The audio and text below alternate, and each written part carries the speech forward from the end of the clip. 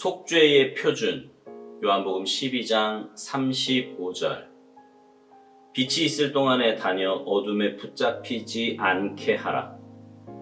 당신이 하나님과 함께 변화산상에 있었을 때 본 것을 삶에 실천하지 않는 것을 주의하십시오. 만일 당신이 빛에 순종하지 않으면 그 빛은 어둠으로 변할 것입니다.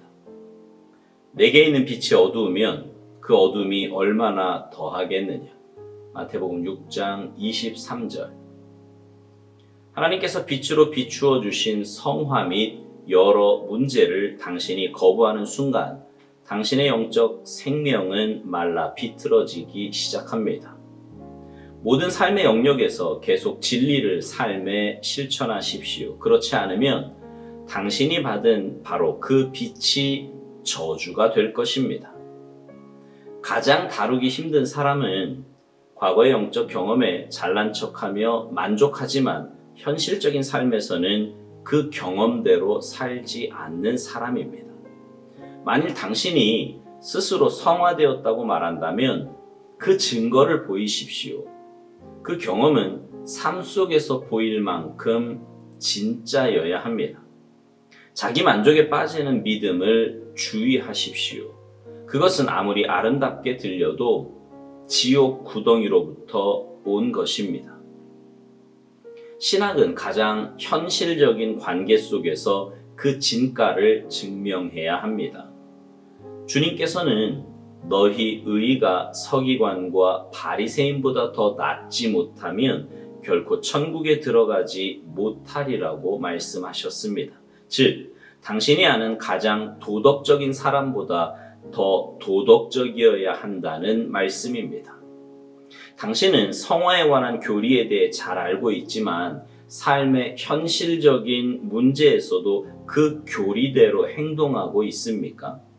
당신의 물질적, 도덕적, 영적인 면에서 삶의 모든 부분은 예수 그리스도의 속죄의 표준에 의해 평가되어야 합니다.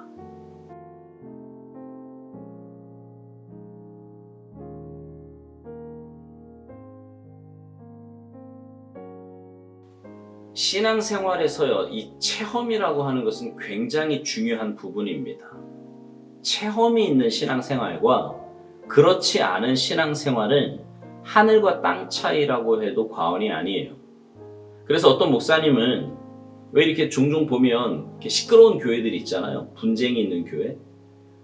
교회에서 그런 교회에서 문제를 일으키는 사람 가운데 많은 퍼센테이지가 체험이 없기 때문이라고까지 말을 합니다.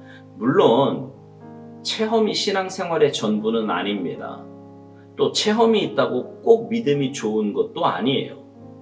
하지만 그럼에도 불구하고 건강한 신앙생활을 하는 사람에게 있어서 체험은 날개를 다는 것과 다름이 없는 귀하고 복된 일입니다. 여러분은 개인적으로 어떤 체험이 있으십니까? 그런데 여러분, 하나님께서 체험을 허락하시면요, 그 체험을 통해 삶에 계속해서 진리를 실천하게 하기 위함이라고 오스왈드 목사님은 말합니다. 당신이 하나님과 함께 변화산상에 있었을 때 본 것을 삶에 실천하지 않는 것을 주의하라고요. 그러면서 하나님께서 빛으로 비추어 주신 성화 및 여러 문제를 당신이 거부하는 순간 당신의 영적 생명은 말라 비틀어지기 시작한다고 말합니다.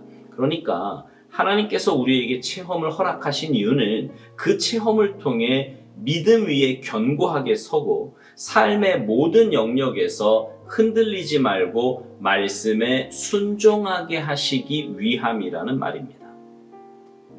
그런데 그런 영적 체험이 있으면서도 영적인 삶을 살지 않는다면 영적 생명은 말라 비틀어져 능력을 잃게 되고 말 것이라는 거예요. 그렇습니다. 하나님께서 영적인 체험을 허락하시면서까지 우리로 하여금 영적인 삶을 살게 하시는데 그것을 거부한다면 우리 내면은 말라 비틀어져서 아무런 힘도 능력도 없이 세상에 끌려다닐 수밖에 없는 불행한 삶을 살게 될 것입니다. 뿐만 아니라 과거에 체험이 있다고 해서 그것만 자랑하고 잘난 척한다면, 그러면서도 오스왈드 목사님 표현대로 그 경험대로 살지 않는다면 그런 사람은 정말 다루기 힘든 영적 문제아가 될 것입니다. 체험은 자랑하라고 주신 게 아니에요. 하나님께서 허락하신 체험을 한 진짜 믿음의 사람은 그것을 자랑하며 잘난 척하는 것이 아니라 삶에서 믿음으로 살아내는 사람입니다. 여러분 생각해 보세요. 영적인 체험을 했다는 것은 하나님께서 살아계심을 의미합니다. 하나님께서 살아계시니 당연히 심판도 있겠죠. 심판이 있으면 그 이후의 삶은 천국 아니면 지옥으로 나뉘어질 것입니다. 그렇다면 우리가 어떤 삶을 살아야 마땅하겠습니까? 천국을 소유한 자답게, 하나님의 자녀답게 믿음의 삶을 살아야 하지 않겠습니까? 그러라고 하나님께서 그런 영적 체험들을 허락하신 거예요. 오스왈드 목사님은 만일 당신이 스스로 성화되었다고 말한다면 그 증거를 보이라고 말합니다. 그 경험은 삶 속에서 보일 만큼 진짜여야 한다고요. 자기 만족에 빠지는 믿음을 주의해야 하는데 그것은 아무리 아름답게 들려도 지옥 구덩이로부터 온 것이라는 말입니다.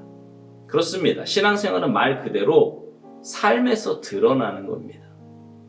은혜 받음도 영적인 체험도 모두 삶에서 드러나지 않는다면 그것은 피 좋은 개살구가 될 뿐입니다. 허상이다 이 말이에요. 신학은 가장 현실적인 관계 속에서 그 진가를 증거해야 한다고 오스왈드 목사님은 말합니다. 삶에서 나타나지 않은 신학은 가짜다 이 말이에요.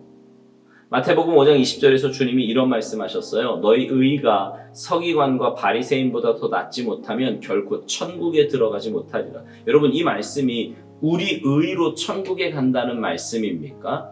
아니에요. 천국은 전적인 주님의 은혜로 가는 곳입니다. 그런데 정말 천국을 소유한 사람이라면, 천국에 간다는 믿음을 가진 사람이라면 삶에서 그 열매가 나타나야 하지 않겠느냐는 말입니다.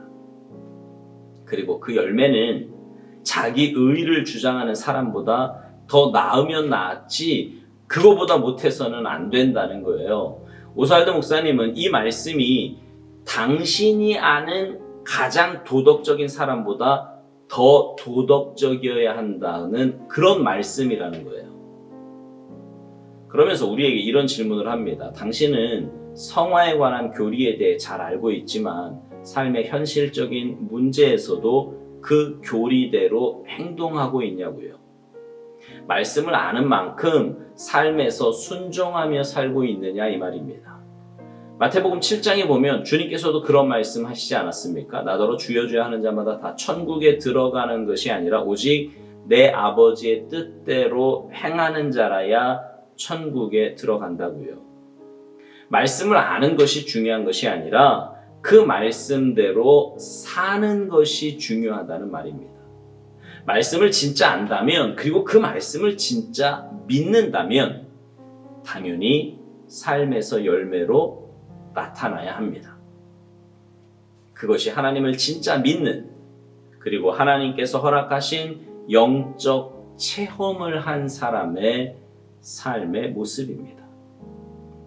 오스왈드 목사님은 묵상을 마치면서 이런 중요한 말을 합니다. 당신의 물질적, 도덕적, 영적인 면에서 삶의 모든 부분은 예수 그리스도의 속죄의 표준에 의해 평가되어야 한다고요. 그렇습니다. 행함이 없는 믿음은 가짜입니다. 진짜 믿음을 갖고 있다면 우리 삶은 하나님의 말씀대로 순종하며 삶에서 그 믿음을 드러내야 합니다. 여러분은 어떻습니까?